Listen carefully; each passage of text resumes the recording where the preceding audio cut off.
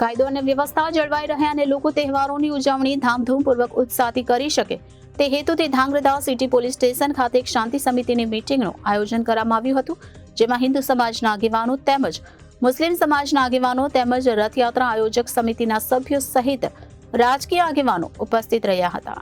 આગામી દિવસોમાં તહેવારો આવી રહ્યા છે ત્યારે રથયાત્રા તેમજ તાજિયાના તહેવારો આવે છે, જેમાં રાજ્યમાં વિવિધ જિલ્લાઓમાં બંને તહેવારોની ઉજવણી ધામધૂમપૂર્વક કરવામાં આવે છે। ત્યારે ધાંગધ્રા ખાતે આગામી તારીખ 7 જુલાઈના રોજ રથયાત્રા તેમજ તારીખ 17 જુલાઈના રોજ તાજિયાના પર્વની ઉજવણી થવાની છે।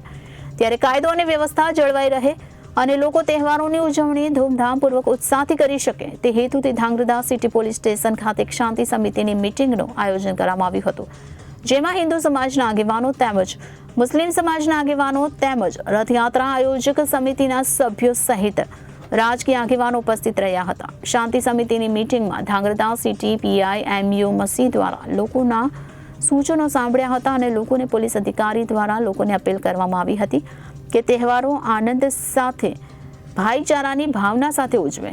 લોકો તેમજ રથયાત્રા તેમજ તાજિયા જે રૂટ પર પસાર થનાર છે તે રૂટ વિશેની માહિતી આયોજક કમિટીના સભ્યો પાસેથી મેળવી હતી, તેમજ તે રૂટ પર કોઈ જર્જરિત હાલતમાં બિલ્ડિંગ કે કોઈ તે રૂટ પર બીજી કોઈ અડચણ ન થાય તે બાબતે ચર્ચા કરવામાં આવી હતી। આજે મીટિંગ હતી, શું કહેશો શાંતિ સમિતિની? હવે આપણે જાણીએ કે 7 તારીખે છે આપણે રથયાત્રા છે અને 17 તારીખે તાજિયા છે।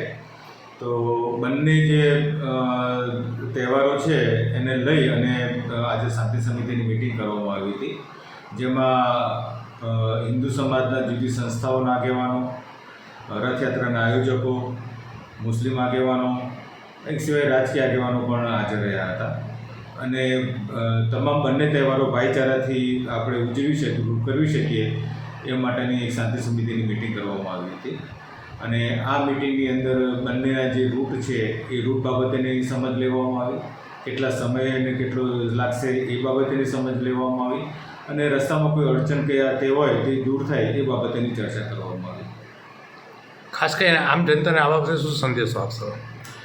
સંદેશો એ છે કે જે ભારત દેશ છે તહેવારોનો દેશ છે અને દરેક તહેવારો આપણે જે અત્યાર સુધી જે ધાંગધ્રામાં મનાવતા આવ્યા છે ભાઈચારાથી, એ મુજબ જ હવે તમામ તહેવારો ભાઈચારાથી ઉજવાય અને શાંતિપૂર્વક રીતે પૂર્ણ થાય અને તમામ તહેવારોનો એન્જોય કરી શકે એ માટેને અમારા તમામને અપીલ છે। Bureau report Janadesh news, Surendranagar.